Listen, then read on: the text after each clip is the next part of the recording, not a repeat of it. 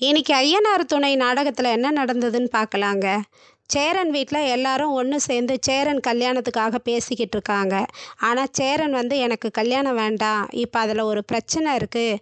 சந்தாவுடைய அப்பா அம்மா இதுக்கு ஒத்துக்க மாட்டாங்க. அவங்க சம்மதத்தோடு தான் சந்தாவும் கல்யாணம் பண்ணணும்னு ஆசைப்படுறா.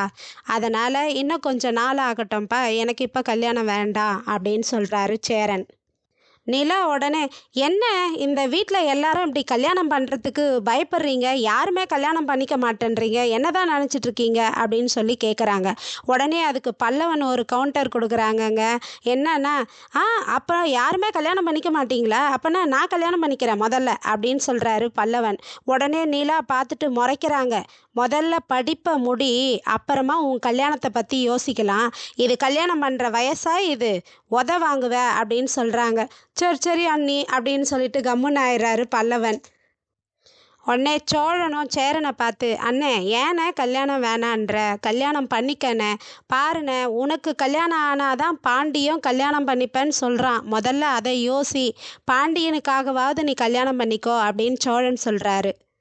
உடனே சேரனுடைய அப்பா நடேசன் கேட்குறாரு, "என்ன எல்லாத்தையும் நீங்களே பேசிகிட்டு இருக்கீங்க, அப்போ நான் என்ன தான் பேசுறது?"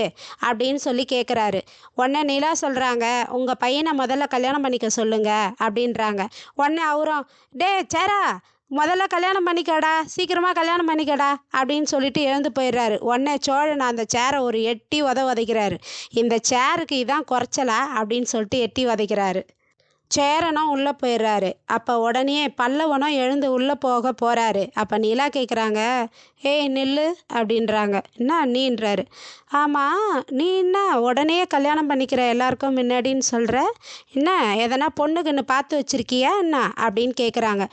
ஐயோ, அதெல்லாம் இல்லை அண்ணி" அப்படின்றாரு. உடனே வந்து சோழன் சொல்கிறாரு, "ஆமாங்க, அவன் பசங்க குரூப்புன்னு மெசேஜ் எல்லாம் பார்க்கலாம், அதனால தான்" அப்படின்றாரு. உடனே, "என்னது பசங்க குரூப்பா?" அப்படின்னு சொல்லிட்டு கேட்குறாங்க. "அண்ணி, அதெல்லாம் ஒன்றும் இல்லை அண்ணி, அண்ணன் ஏதோ உளறுது" அப்படின்றாரு பல்லவன். அதுக்கு நிலா, "முதல்ல சமர்சர் வருது, நல்லா படி, அதுக்கப்புறம் சின்ன பிள்ளைங்களாட்டம் குச்சி வச்சுக்கின்னு அடிக்கிற மாதிரி பண்ணிடாத, உனக்குன்னு ஒரு பொறுப்பு இருக்குது, முதல்ல நீ படித்து முன்னுக்கு வா" அப்படின்னு சொல்கிறாங்க. "சரி அண்ணி" அப்படின்னு சொல்லிட்டு போயிடுறாரு. நிலா ஒரு கம்பெனிக்கு இன்டர்வியூக்கு போயிட்டு வராங்க. சோழன் வந்து காரில் உக்காந்துட்ருக்கிறாரு.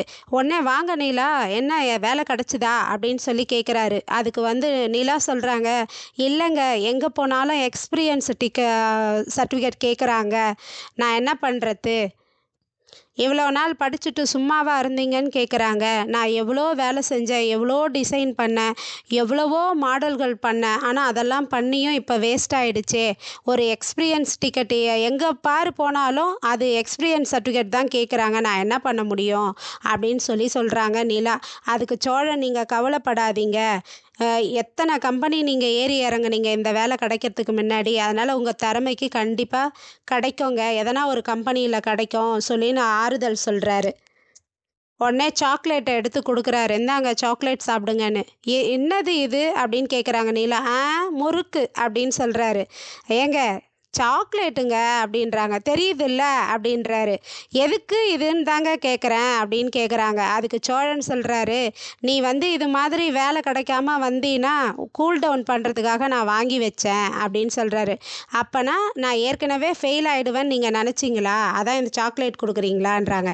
"ஐயையோ இல்லை நீலா, நீ பாஸ் ஆகிட்டு வந்தாலும் பாஸ் ஆகிட்டியேன்னு சொல்லிட்டு கங்க்ராச்சுலேஷன் சொல்லி இந்த சாக்லேட்டை கொடுத்துருப்பேன்" அப்படின்னு சொல்கிறாரு. உடனே நிலாவுடைய ஃப்ரெண்டு கால் பண்ணுறாங்கங்க. கால் பண்ணதும், "நிலா எங்கே இருக்க? கொஞ்சம் வரியா? நான் உனக்காக ஒரு காஃபி ஷாப்பில் வெயிட் பண்ணுறேன்" அப்படின்றாங்க. உடனே சோழன் கிட்ட, "ஏங்க, என் ஃப்ரெண்டு வர சொல்கிறாங்க" அப்படின்னு சொல்லிட்டு போகிறாங்க. அவளும் வேலையை விட்டுட்டாங்க. நான் நின்ன கையோடவே அவளும் நின்றுட்டா. அவங்களும் அவங்க ஃப்ரெண்ட்ஸுங்களும் சேர்ந்து ஒரு கம்பெனி, ஏதோ டிசைனர் கம்பெனி ஸ்டார்ட் பண்ணலான்னு பேசிக்கிட்டு இருந்தாங்க, அதனால் இப்போ எனக்கு ஃபோன் பண்ணி கூப்பிட்றாங்கன்னு சொல்கிறாங்க. உடனே சோழன் சொல்கிறாரு, "என்னது, நீங்கள் நின்ன கையோட அவங்களும் வேலையை விட்டு நின்ட்டாங்களா? பரவாயில்லையே, நல்ல ஃப்ரெண்டாக இருக்கிறாங்களே" அப்படின்னு சொல்லிட்டு 2 பேருமே போகிறாங்க அவங்க ஃப்ரெண்டை பார்க்குறதுக்கு. உடனே அவங்க ஃப்ரெண்டு அவளுடைய திவ்யாவுன்னுடைய ஃப்ரெண்டை ஷோபனான்னு இன்ட்ரடியூஸ் பண்ணுறாங்க. உடனே நிலாவும் சோழனை இன்ட்ரடியூஸ் பண்ணுறாங்க. உடனே திவ்யா, ஷோபனா, நிலா 3 பேர் உட்காந்து பேசிகிட்டு இருக்காங்க. பேசிகிட்டு இருக்கும்போது திவ்யா என்ன சொல்கிறாங்கன்னா, நிலா நாங்கள் எல்லாரும் சேர்ந்து ஒரு டிசைனர் கம்பெனி ஸ்டார்ட் பண்ணலான்னு சொன்னோம் இல்லையா? ஷோபனாவும் ஆர்கிடெக்ட் தான். அதனால் நம்ம எல்லாம் நமக்கு இருக்கிற திறமைக்கு ஏற்ற மாதிரி நம்ம இது பண்ணலாம். நம்ம ஏன் யார்கிட்டயோ போயிட்டு கை கட்டி வேலை செய்யணும் அப்படின்னு சொல்கிறாங்க திவ்யா. உடனே நிலா சொல்கிறாங்க, இதெல்லாம் ஸ்டார்ட் பண்ணுறதுக்கு ஒரு அமௌண்ட்டு தேவைப்படுமே, அதுக்கு என்ன பண்ணுறது அப்படின்றாங்க. ஆமாம், அமௌண்ட்டு தேவைப்படும் தான். 15லேருந்து 20 லட்சத்துக்குள்ள ஆகும்னு திவ்யா சொல்கிறாங்க. ஐயோ, அவ்வளோ காசு ஆகுமா? இப்போ ஒவ்வொருத்தரும் எவ்வளோ காசு போடுறது அப்படின்னு கேட்குறாங்க. ஒவ்வொருத்தரும் 5 லட்சம் போட வேண்டியது வரும்னு சொல்கிறாங்க திவ்யா. அவ்வளோ காசுக்கு எங்கே போகிறது? என்கிட்டயும் அவ்வளோ காசு இல்லையே அப்படின்னு சொல்கிறாங்க நிலா. எப்படியாச்சும் யோசி நிலா, நம்ம ஏன் ஒருத்தவங்கிட்ட கை கட்டி வேலை செய்யணும்? நமக்கு இருக்கிற திறமைக்கு நம்ம எதனா ஒரு சொந்தமாக செய்ய வேண்டியதானே? அதுவும் நீ எவ்வளோ டிசைன் பண்ண, உன்னுடைய திறமையை பற்றி எனக்கு தெரியும். நீயும் எங்கள் கூட சேர்ந்துக்கோ, இதில் பார்ட்னர்ஷிப்பாக வந்துரு அப்படின்னு சொல்லி கூப்பிடுறாங்க.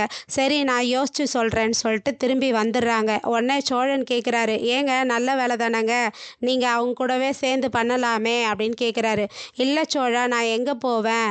அது ஒவ்வொருத்தர்கிட்ட ஒரு அமௌண்ட்டு வச்சுக்கிட்டு தான் ஒரு கம்பெனியில் பிஸ்னஸ் மேனாக இறங்கணும். அது இல்லாமல் நம்ம இறங்கணும்னா நம்ம மாட்டிப்போம் அப்படின்னு சொல்லி பேசிக்கிட்டு வராங்க.